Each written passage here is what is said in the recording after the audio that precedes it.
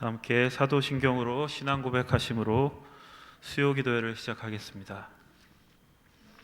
전능하사 천지를 만드신 하나님 아버지를 내가 믿사오며 그 외아들 우리 주 예수 그리스도를 믿사오니 이는 성령으로 잉태하사 동정녀 마리아에게 나시고 본디오 빌라도에게 고난을 받으사 십자가에 못 박혀 죽으시고 장사한 지 사흘 만에 죽은 자 가운데서 다시 살아나시며 하늘에 오르사 전능하신 하나님 우편에 앉아 계시다가 죄로서 산 자와 죽은 자를 심판하러 오시리라. 성령을 믿사오며 거룩한 공예와 성도가 서로 교통하는 것과 죄를 사하여 주시는 것과 몸이 다시 사는 것과 영원히 사는 것을 믿사옵나이다. 아멘. 찬송가 421장 찬양합니다. 421장입니다. 내가 예수 믿고서 죄 사함 받아 나의 모든 것 다 변했네. 지금 내가 가는 길 천국 길이요 주의 피로 내 죄가 씻겼네. 나의 모든 것 변하고 그 피로 구속 받았네. 하나님은 나의 구원 되시오니 내게 정죄함 없겠네. 주님 밝은 빛 되사 어둠에 치니 나의 모든 것 다 변했네. 지금 내가 주 앞에 온전케 됨은 주의 공로를 의지함일세. 나의 모든 것 변하고 그 피로 구속 받았네. 하나님은 나의 구원 되시오니 내게 정죄함 없겠네. 내게 성령 임하고 그 크신 사랑 나의 맘에 가득 채우며 모든 공포 내게서 물리치시니 내 맘 항상 주 안에 있겠네. 나의 모든 것 변하고 그 피로 구속 받았네. 하나님은 나의 구원 되시오니 내게 정죄함 없겠네. 아멘. 310장입니다. 찬송가 310장 아 하나님의 은혜로.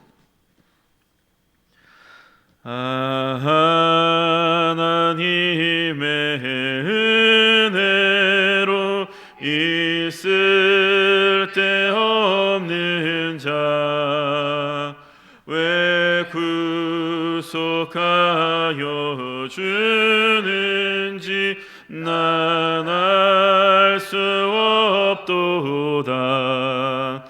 내가 믿고 또 의지함은 내 모든 영 변하시는 주님 늘 보혜 주실 것을 나는 확실히 아네. 왜 내게 굳센 믿음과 또 복음 주셔서 내 맘이 항상 편한지 난 알 수 없도다. 내가 믿고 또 의지함은 내 모든 영 편하시는 주님 늘 보혜 주실 것을 나는 확실히 아네. 왜 내게 성령 주셔서 내 마음 감동해 주 예수 믿게 하는지 난 알 수 없도다. 내가 믿고 또 의지함은 내 모든 형편 아시는 주님 늘 보호해 주실 것을 나는 확실히 아네. 주 언제 강림하실지 혹 밤에 혹 낮에 또 주님 만날 그곳도 난 알 수 없도다. 내가 믿고 또 의지함은 내 모든 형편 아시는 주님 늘 보호해 주실 것을 나는 확실히 아네. 함께 기도하겠습니다.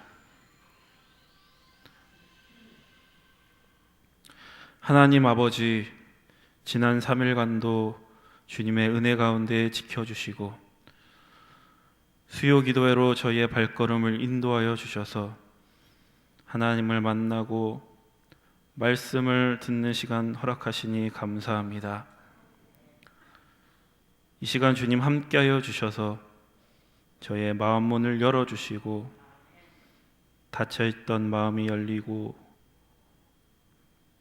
저의 눈이 열리고 귀가 열려서 하나님의 말씀을 온전히 저희들이 받아들이고 소화시켜서 저의 삶으로 하나님의 영광을 드러내는 귀한 일들이 저의 삶 가운데 있게 하여 주옵소서.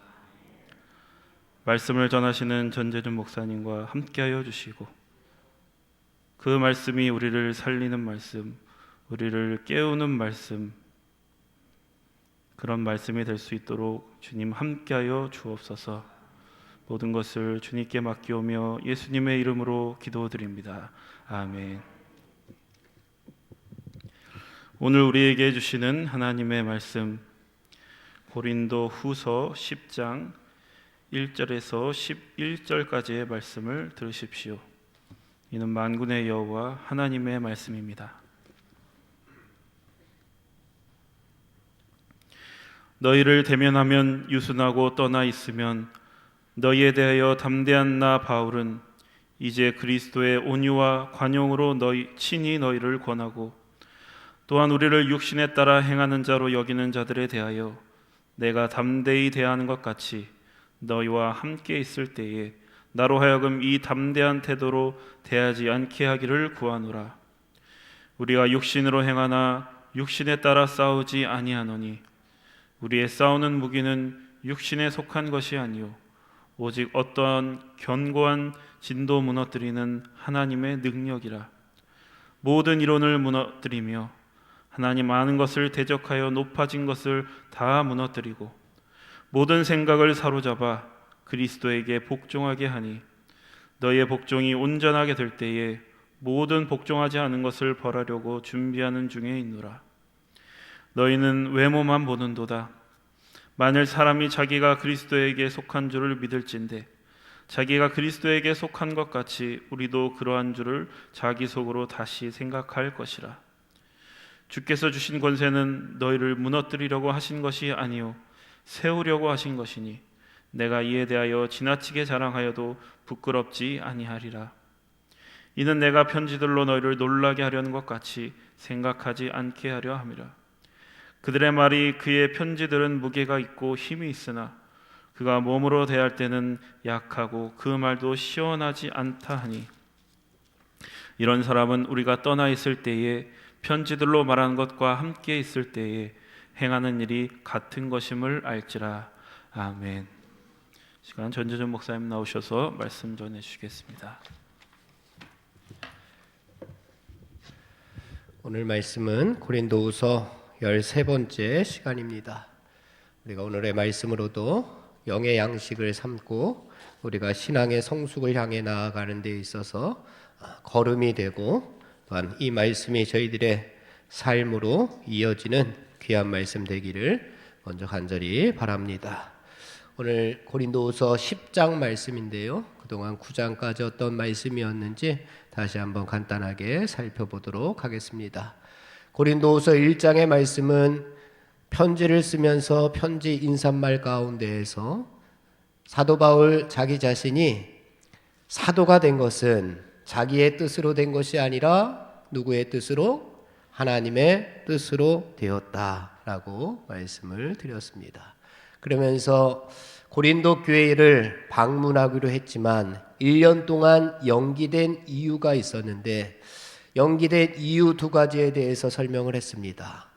내 뜻이었다면 갔겠지만 하나님의 뜻이, 하나님의 미쁘신 신실한 뜻이 있었기 때문에 교회를 방문하지 못했다. 그 뜻이 무엇이냐? 교회의 유익을 위하고 교인들의 덕을 위해서 내가 가지 못했노라 라고 하는 말을 전했습니다.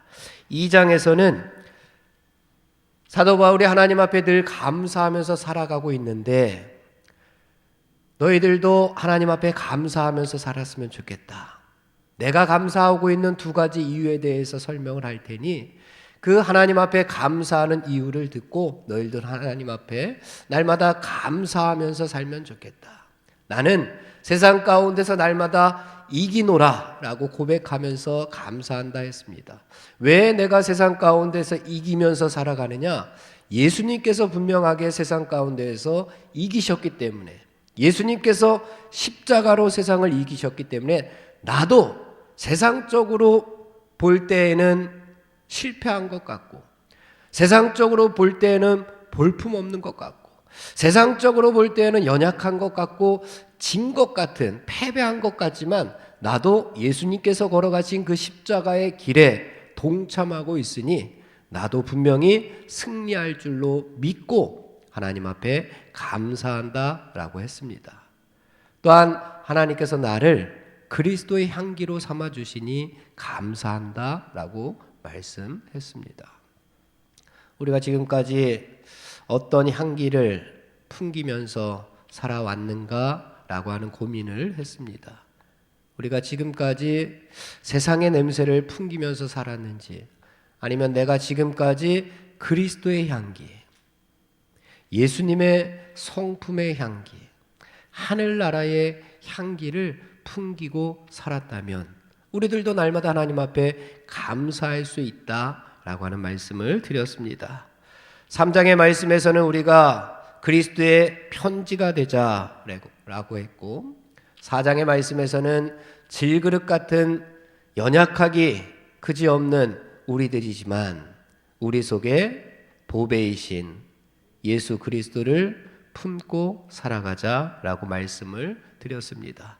5장 말씀에서는 우리는 날마다 새로운 피조물이 되자, 그러면서 우리가 그리스도의 사신으로서 살아갔으면 좋겠다라고 하는 말씀을 드렸습니다.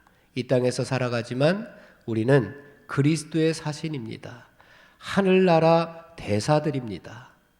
우리 몇 년 전에 그 하늘나라 하나님의 대사라고 하는 책이 유행했던 적이 있습니다.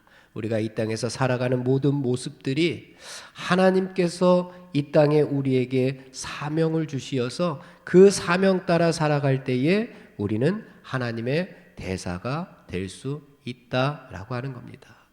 하나님께서 뭔가를 저희들에게 주셨습니다. 맡겨주셨습니다. 그것이 사신이잖아요. 대신이잖아요.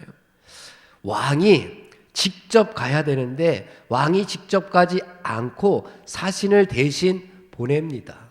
뭔가를 들려서 보냅니다. 하나님께서 우리를 이 땅에 뭔가 들려서 보냈다는 겁니다. 우리 한 사람 한 사람 각자에게 맡겨주신 사명들이 있다고 하는 겁니다. 그 사명을 잘 감당해야지 사신이. 왕이 대신 보냈는데 가서 자기 마음대로 구경이나 하다가 자기 마음대로 먹고 놀다가 여행이나 하다가 오게 되면은 아마 그 사신은 하나님 앞에, 왕 앞에 벌을 받을 수밖에 없을 겁니다. 그러니 우리가 그리스도의 사신으로서 하나님께서 주신 사명 오늘도 잘 감당하는 성도들이 되시기를 간절히 바랍니다. 6장 말씀에서는 우리는 누구라고 했느냐? 우리는 하나님의 일꾼이다. 하나님과 함께 일하는 일꾼이다. 그리고 또 우리는 누구냐? 살아계신 하나님의 성전이다 라고 6장에서 말씀을 드렸습니다. 만약 우리 가운데 하나님의 임재가 없다면 우리는 성전이 될 수가 있습니까? 없습니까? 없습니다. 하나님의 임재가 있기 때문에 우리는 성전이 될 수가 있는 겁니다. 우리 가정에 하나님의 임재가 있다면 우리 가정이 곧 하나님의 성전입니다. 이 땅에 하나님께서 임재하신다면 이 땅은 하나님의 성전입니다. 하나님의 성전, 하나님의 임재가 없다면 성전으로서의 가치가 없는 겁니다. 그러면서 하나님의 성전으로서 우리가 어떻게 살아가야 되느냐?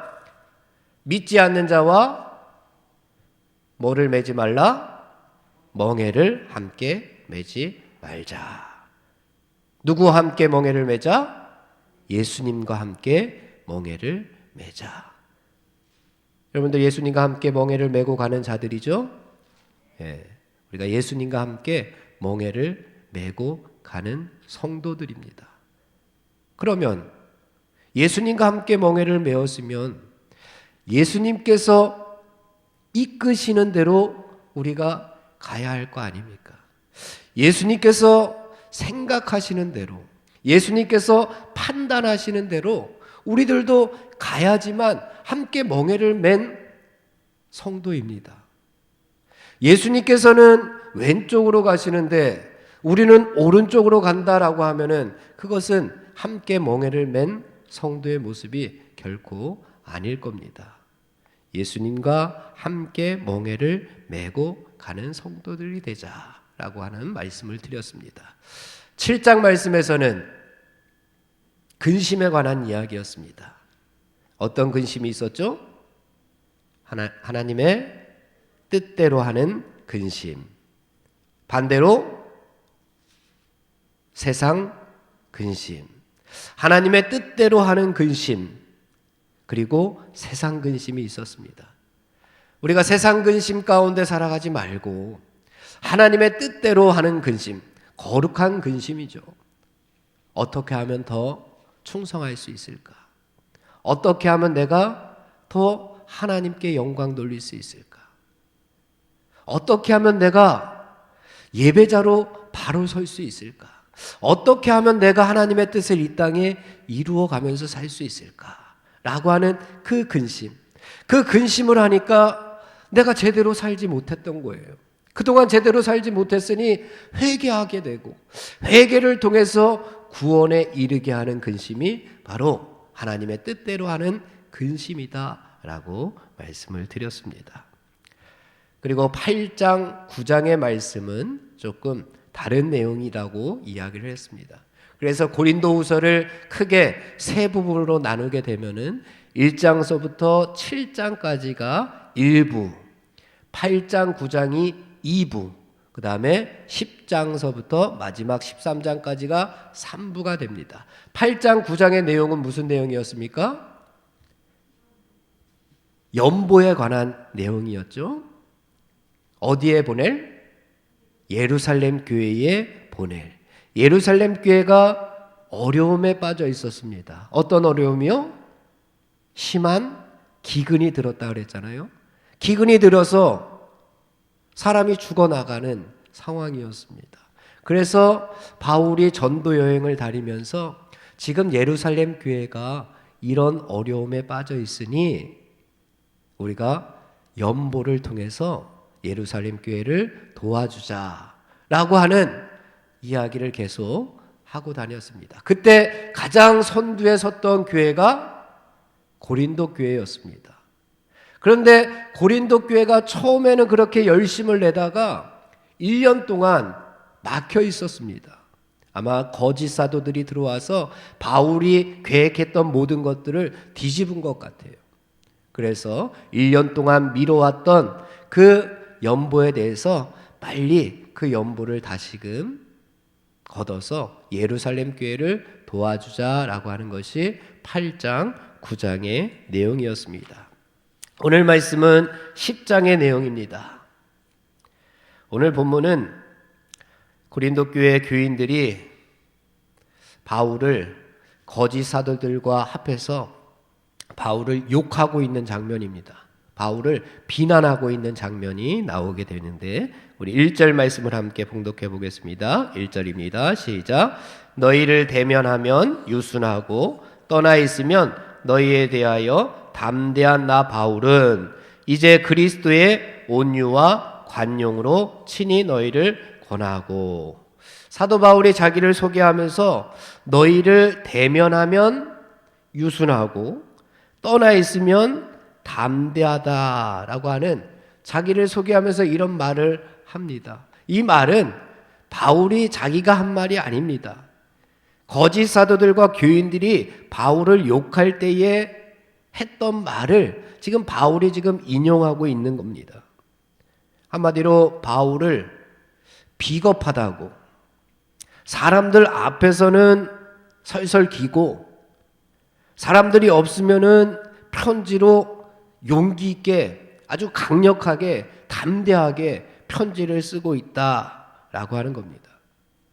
그러자 바울은 설설 기는 게 아니라 예수님의 온유와 예수님의 관용으로 너희를 권하고 있는 것이다 라고 하는 설명을 합니다. 그리고 또 비난하기를 2절 말씀에 보면은 바울 일행을 너희들은 육신에 따라 행하는 자로 우리가 여긴다 라고 이야기합니다. 그들에게는 사도 바울이 담대하게 나아가겠다라고 하는 겁니다. 지금 나를 비난하고 지금 나를 공격하고 지금 나를 욕하는 너희들에게는 내가 담대하게 나아가지만 하지만 함께 만나는 교인들에게는 내가 그리스도의 온유와 관용으로 대할 뿐이다 라고 이렇게 해명을 하고 있는 장면이 나옵니다. 6절 말씀에 보면은 너희의 복종이 온전하게 될 때에 모든 복종하지 않는 것을 벌하려고 준비하는 중에 있다. 내가 가서 아직도 나의 말대로 너희들이 나를 그렇게 비난하고 교회 안에서 분란을 일으키고 하나님의 뜻대로 말씀을 가르치지 않으면 내가 가서 준엄한 벌을 주려고 지금 준비 중이다. 아주 강력하게 이야기를 하고 있습니다. 바울이 그러면서 해명했던 내용, 육신에 따라 행한다. 그들이 욕할 때에 내가 육신에 따라 행한다 라고 했는데 육신에 따라 행한다 라고 하는 것이 무엇인가? 행함의 기준이 세상적이라는 겁니다. 우리가 살아갈 때에 어디에 우선순위를 두느냐 할 때 우리가 어디에 여러분은 우선순위를 두고 살아갑니까? 우리가 성도로서 하나님의 자녀로서 하나님의 백성으로서 우리가 어디에 우선순위를 두느냐? 무엇을 먹을까? 무엇을 입을까? 무엇을 마실까? 이것을 우선순위에 두고 살아가는 사람은 바로 육신에 따라 행하는 사람이다 라고 이야기합니다. 그렇다면 우리 성도들의 행함의 기준은 어디에 있을까요? 우리는 육신에 있지 아니하고 예수님께 있습니다. 예수님이라면 어떻게 하셨을까? 우리가 무언가를 행동을 할 때 우리가 뭔가 계획을 할 때, 우리가 무슨 말을 할 때, 무슨 생각을 할 때, 예수님이라면 이 상황에서 어떻게 하셨을까? 이런 상황이라면 예수님께서 어떻게 하셨을까? 예수님께서 이렇게 하셨겠지? 라고 하는 것이 우리 행함의, 우리 언행의 기준이 됩니다. 말씀해 보니까 이런 상황에서는 예수님께서 기도하셨구나. 그러면 우리는 기도하면 됩니다. 말씀해 보니까 예수님께서 이런 상황에서는 담대히 외치셨구나. 그러면 우리는 그냥 외치면 됩니다. 이런 상황에서는 예수님께서 사랑하셨구나. 이런 상황에서는 예수님께서 십자가를 지셨구나. 우리들은 그대로 하면 됩니다. 내 몸처럼 이웃을 사랑하면 되고 모든 것을 다 내려놓고 십자가를 지면 됩니다. 그것이 바로 우리 성도들의 행함의 기준이 되는 겁니다. 그것이 바로 세상에 속하지 않고 육신에 따라 살지 않고 그리스도께 속한 하나님의 백성들이 나아갈 방향입니다. 우리가 아는 바울은 세상에 절대로 속하지 않았습니다.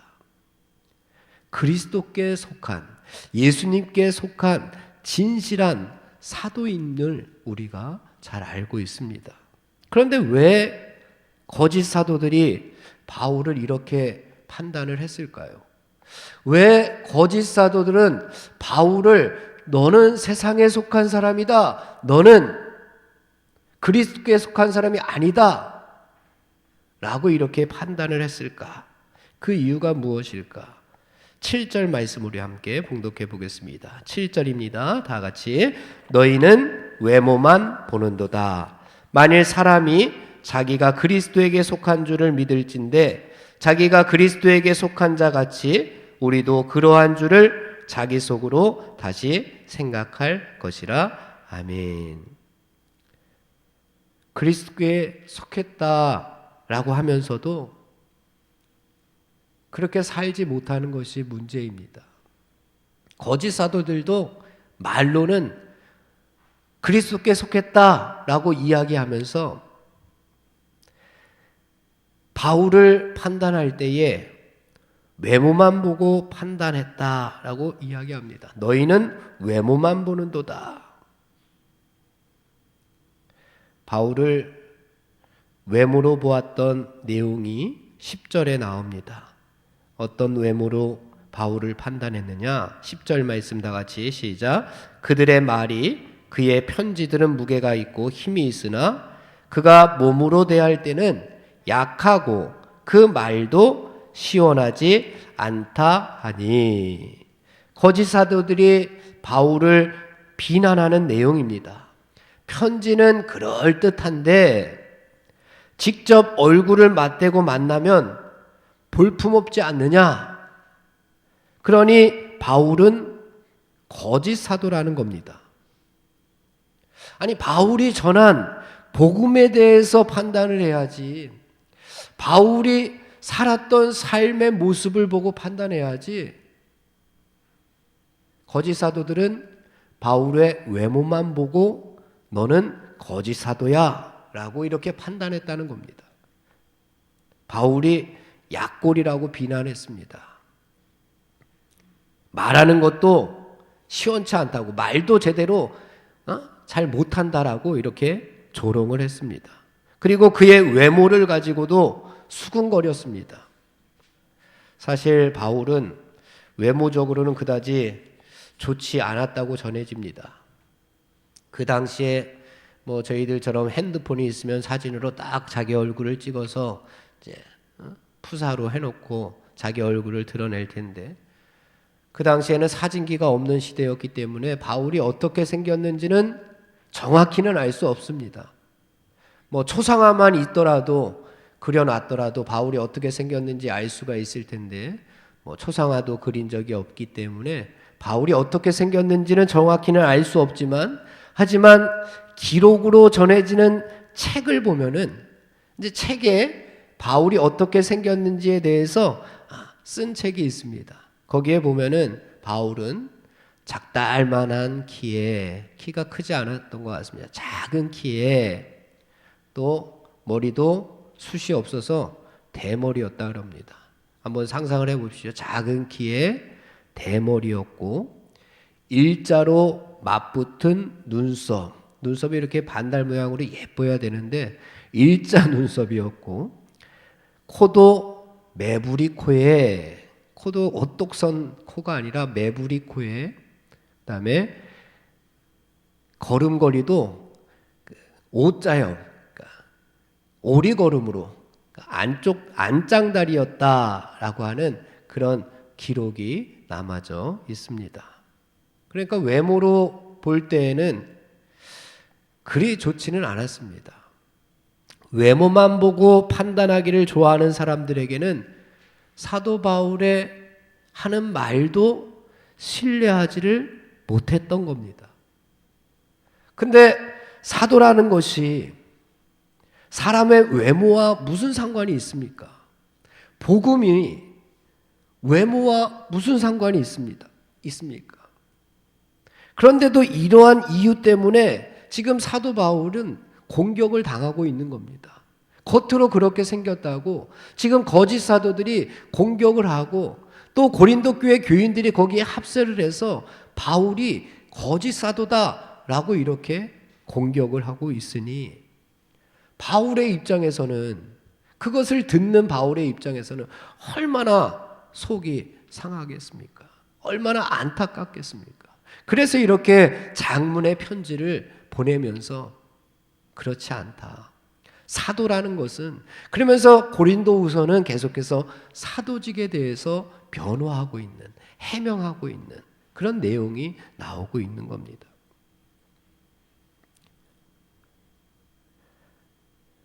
그래서 그렇게 공격하는 거짓 사도들에게는 사도 바울이 이 편지로 지금 담대하게, 강력하게 글을 쓰고 있는 것입니다.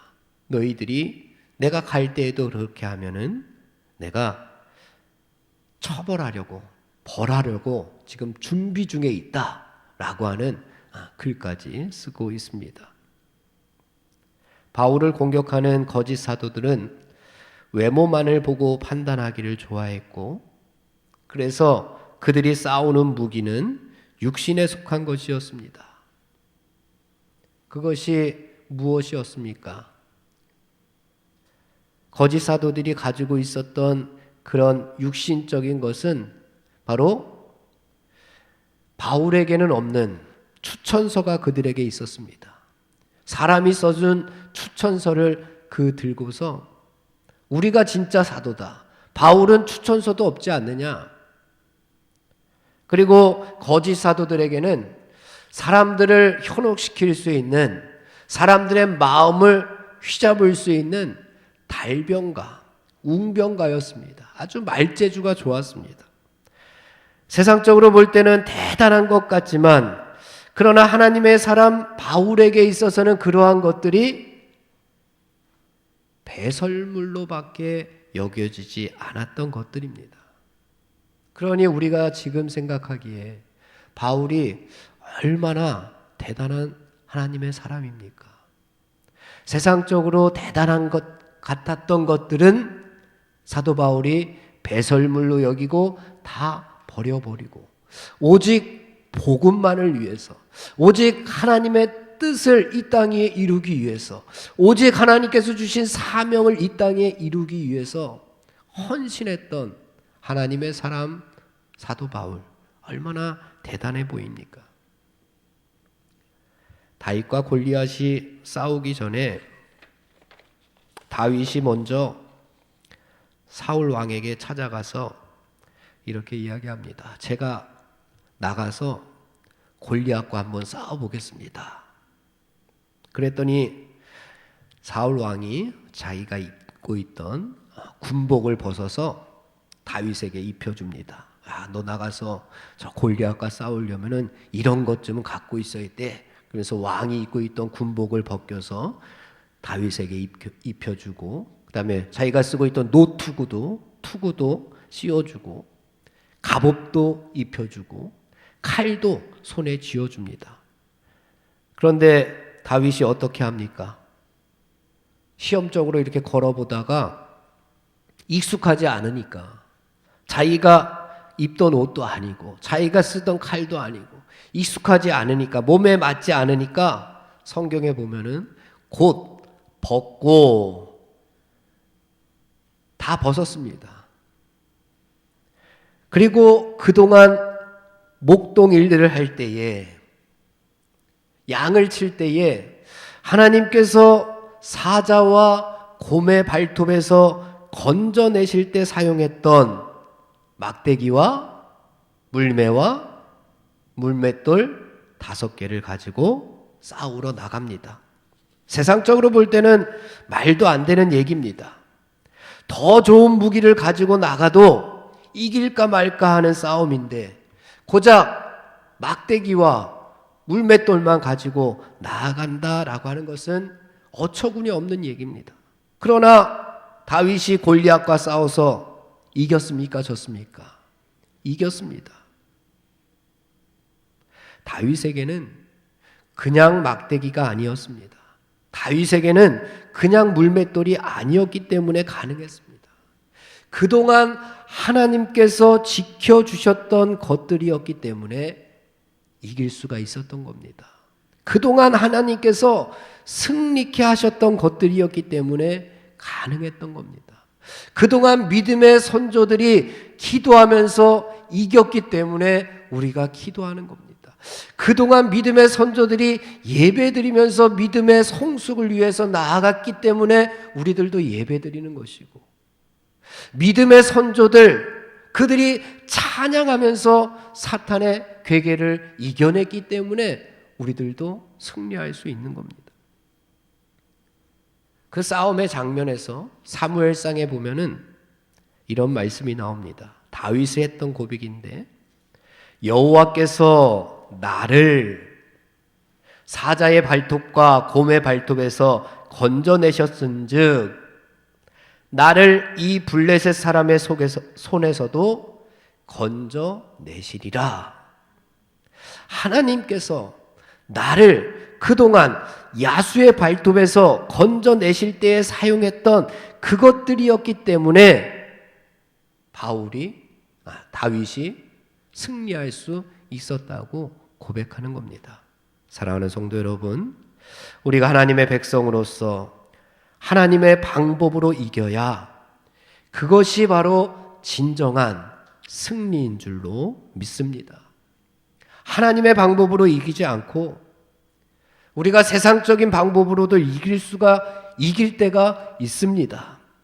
하지만 세상적인 방법으로 이기게 된다면 그것은 이겨놓고도 진 꼴입니다.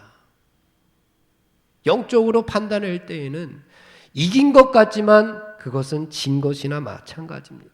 왜냐하면 세상적인 방법이 좋아 보여서 하나님의 방법을 계속해서 멀리할 수밖에 없습니다. 한 번 이겨놓고 세상적인 방법으로 이겼으니까, 내 힘으로 이겼으니까, 내 능력으로 이겼으니까 자꾸만 하나님의 방법을 멀리하게 됩니다.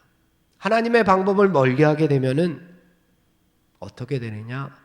교만해져서, 오만해져서 하나님을 얕보게 되고 믿음을 저버리게 되고 끝내는 사망의 길로 갈 수밖에 없으니 이겨놓고도 진 꼴이나 마찬가지입니다.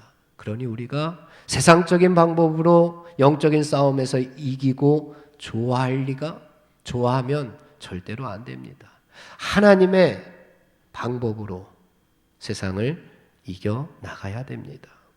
우리가 성도라면, 우리가 하나님의 백성이라면 하나님께서 주신 방법이 분명히 있을 겁니다.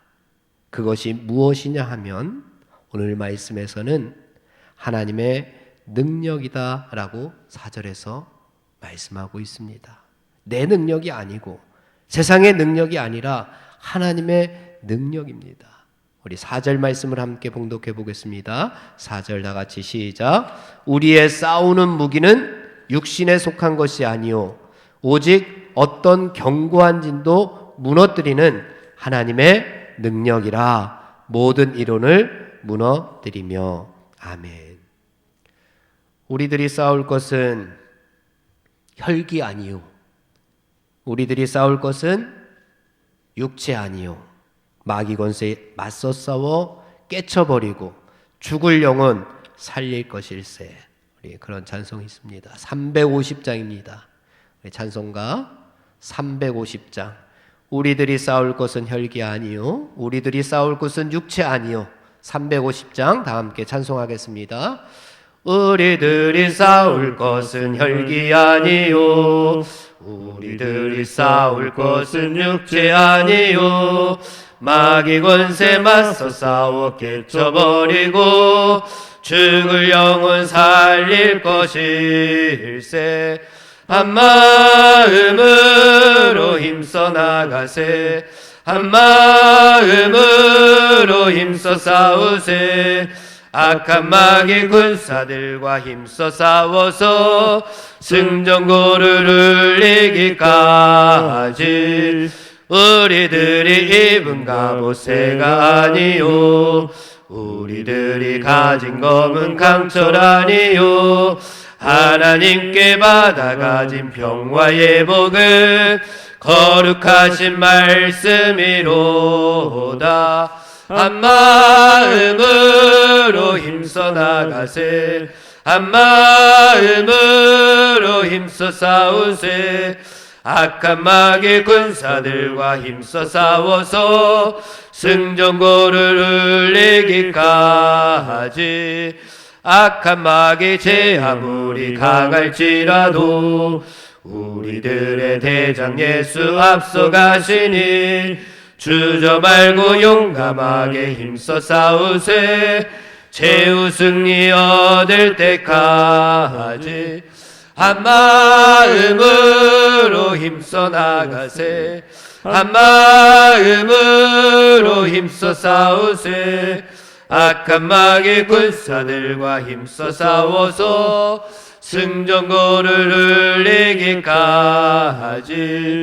죄악 중에 빠진 사람 죄를 뉘우쳐 십자가에 달린 예수 믿기만 하면 위태한 데 빠진 영혼 구원 얻어서 천국 백성 될 것임일세.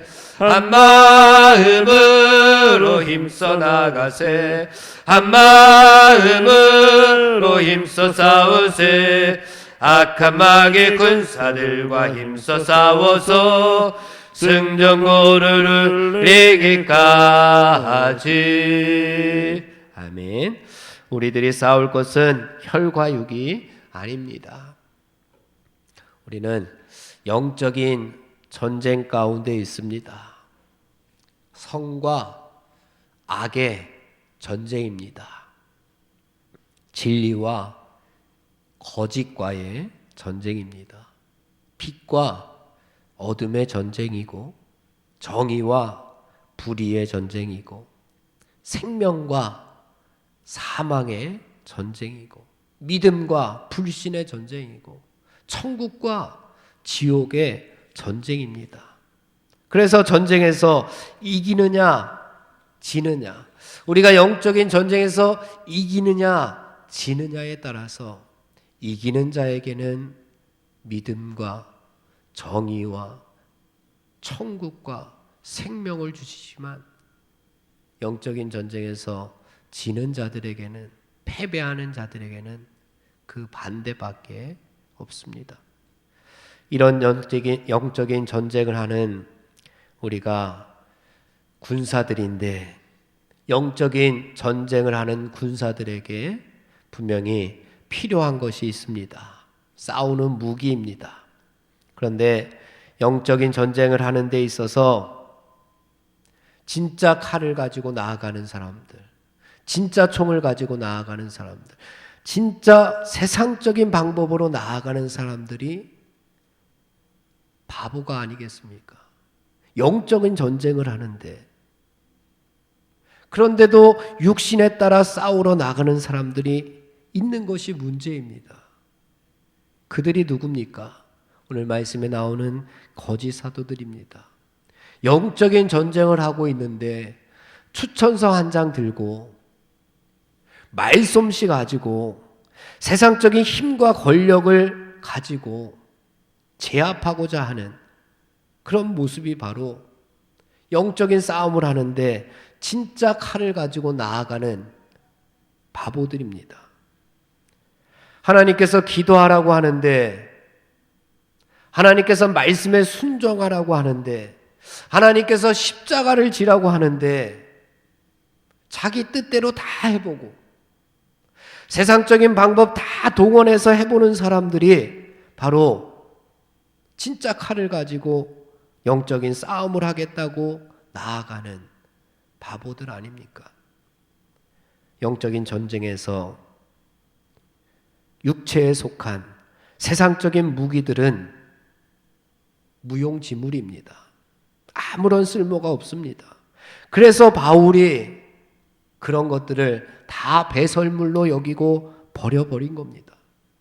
그래서 다윗이 벗어 던지고 오직 하나님께서 주신 능력 가지고 맞서 싸워 이긴 것입니다. 누구의 능력이요? 하나님의 능력입니다. 내 능력이 아닙니다. 부모님의 능력이 아니고 친인척의 능력이 아니고 세상이 줄 수 있는 모든 능력이 아니라 오직 하나님께서 주시는 능력, 그 능력을 가지고 나아갈 때에 우리는 마귀와 맞서 싸워 승리하게 될 줄로 믿습니다. 예수님께서 공생애를 시작하시기 전에 사탄에게 시험을 받았습니다. 그때 예수님께서 사탄을 어떻게 이기셨습니까? 하나님께서 주시는 능력으로 이겼습니다. 하나님께서 주시는 말씀으로 이겼습니다. 예수님께서도 하나님의 능력으로 이겼는데 우리들이 세상적인 방법으로 이기려고 아무리 노력해봐도 이겨도 진 것이라니까요. 마태복음 4장을 보면은 예수님께서 3번 시험을 받으실 때마다 말씀해 보니까 이렇게 적어놨습니다. 3번 모두 다 기록되었으되, 예수님께서 사탄을 이기실 때의 모습입니다. 기록되었으되 하나님의 말씀. 2번째 시험을 받았어도 기록되었으되 하나님의 말씀. 3번째도 기록되었으되 하나님의 말씀이 나옵니다. 기록된 하나님의 말씀에 능력이 있었습니다. 하나님의 말씀을 가지고 나아갔더니 그랬더니 사탄이 꼼짝도 못하고 도망을 가버립니다. 히브리서 4장 12절 말씀, 우리가 잘 아는 말씀입니다. 하나님의 말씀은 살아있고 활력이 있어 생명력이 있어서 좌우의 날선 어떤 검보다도 예리하며 혼과 영과 및 관절과 골수를 찔러 쪼개기까지 하며 하나님의 말씀은 마음의 생각과 뜻을 판단한다. 하나님의 말씀에 능력이 있다는 겁니다. 하나님의 말씀을 가지고 나아갈 때에 바로 우리가 마귀와 맞서 싸워 이길 수 있다고 이야기하고 있습니다. 사도 바울은 에베소서에서 우리의 씨름은 혈과 육에 있는 것이 아니라고 했습니다. 우리의 싸움은 혈과 육에 있는 것이 아니라 악한 영들을 상대하는 것이라고 했습니다. 오늘 말씀에서도 육신에 속한 것을 무엇이라고 표현했느냐 하면은 4절 말씀에 보면은 견고한 진으로 표현했습니다. 견고한 진. 그러면서 견고한 진이 구체적으로 무엇이냐? 밑에 옆에 보면은 모든 이론, 이것이 견고한 진입니다.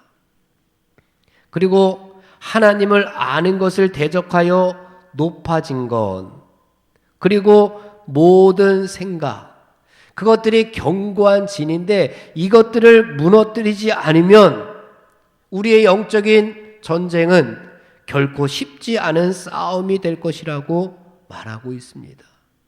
저들도 견고한 진을 짓고 견고한 진 가운데에서 우리와 맞서 싸우기 위해서 노력하고 있다는 겁니다.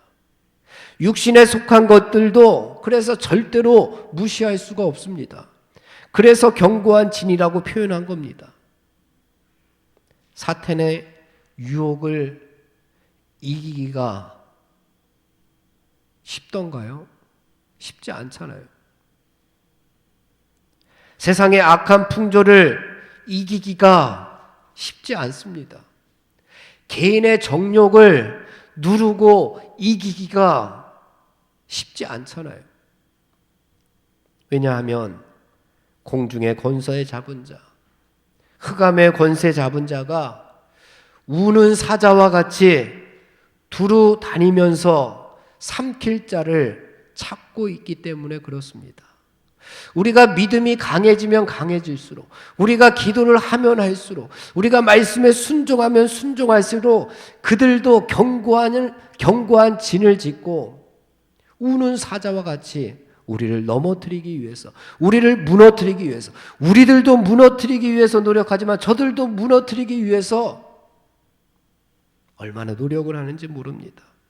다양한 방법을 총동원해서 하나님의 백성들을 공격하고 있습니다. 우리의 생명을 앗아가기 위해서 두 눈을 시퍼렇게 부릅뜨고 있습니다.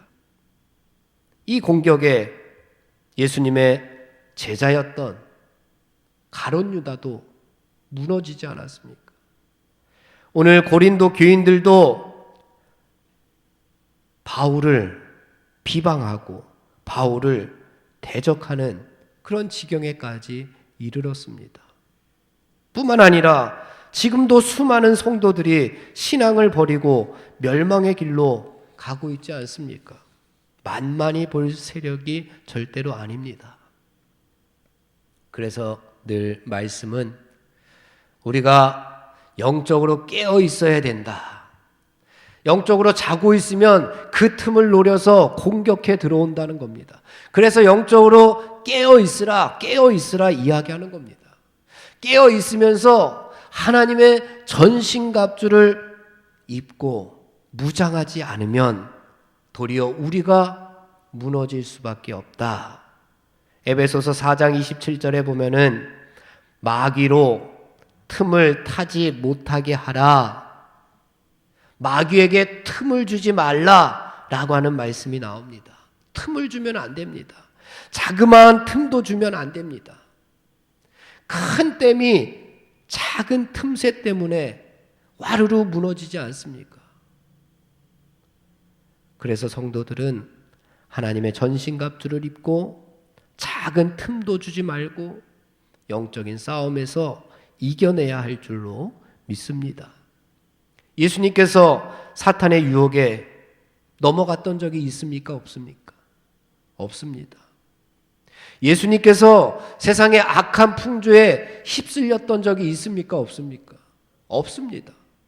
예수님께서 개인의 정욕에 지신 적이 있습니까? 없습니까? 없습니다. 내 뜻대로 마옵시고 아버지의 뜻대로 되기를 원합니다 라고 눈물을 흘려 기도하시면서 영적인 싸움에서 하나님의 능력을 가지고 승리하셨습니다. 사랑하는 성도 여러분, 하나님의 능력만이 이 모든 것들을 무너뜨리고 예수님께 복종하게끔 될 수가 있습니다. 우리가 이 시대에 예수님의 제자라면, 우리가 이 시대에 바울처럼 예수님의 진정한 사도의 직분을 받은 하나님 나라의 사도라면 세상에서 주는 능력이 아니라 하나님께서 주시는 능력 가지고 영적인 전쟁에서 우리들도 오늘 승리하면서 살아가는 성도 여러분들이 다 되시기를 주님의 이름으로 축원을 드립니다. 기도하겠습니다.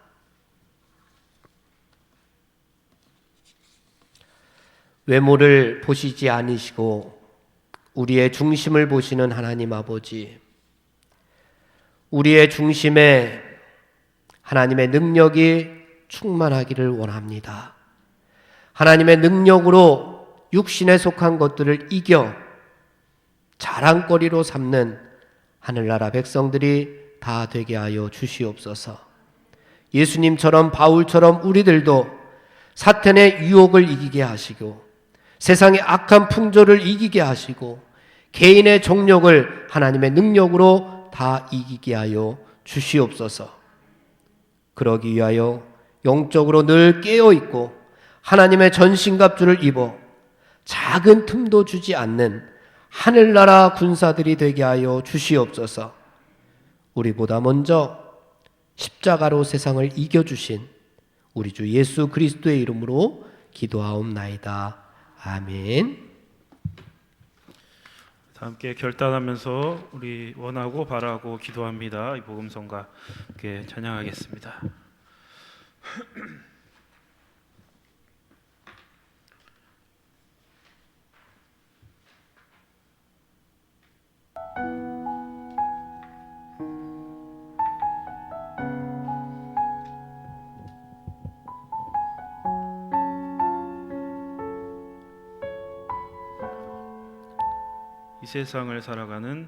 이 세상을 살아가는 동안에 나의 힘을 의지할 수 없으니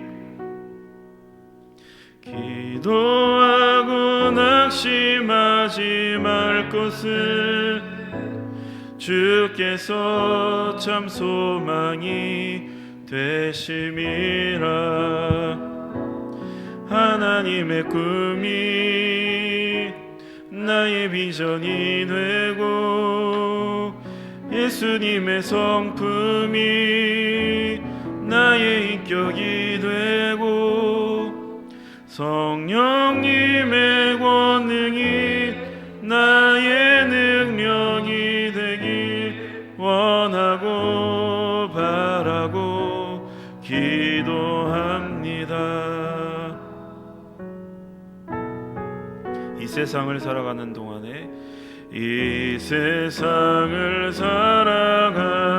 동안에 나의 힘을 의지할 수 없으니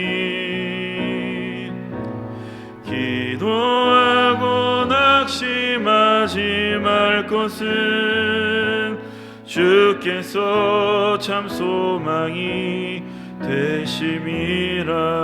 주의 길을 걸어가는 동안에